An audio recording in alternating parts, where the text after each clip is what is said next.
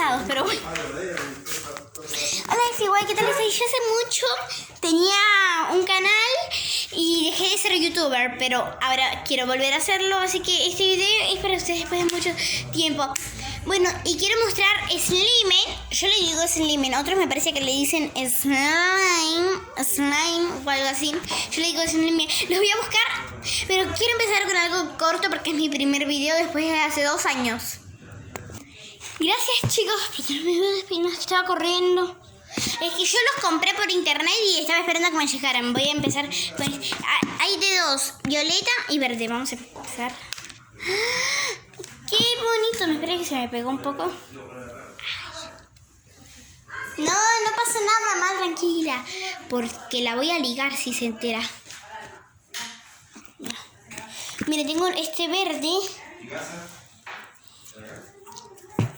A ver, miren, lo voy a estirar para que se vea el color verde. Es bien verde. No sé cómo quieren hacer.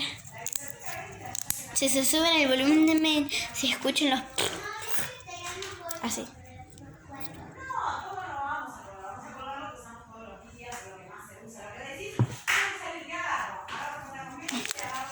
Miren, escuchen. Lo hago otra vez para que lo escuchen. Ahí, miren, es verde. Tengo esta lila.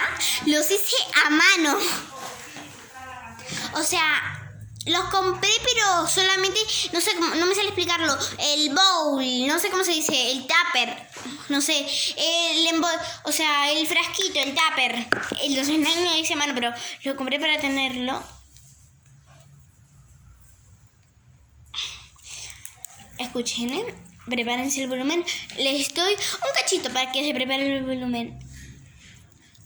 Ya no hice mucho. Pero antes les quiero decir algo muy importante. Denle like, suscríbanse y activen la campanita. Yo hoy les quería contar que voy a empezar con un video corto y capaz que no dura más que 1 minuto, pero quiero algo corto. Miren, este es rosado. Miren dónde viene. Aquí tengo el Slimming. Me esperan un segundo que mi mamá me llama. Bueno, chicos.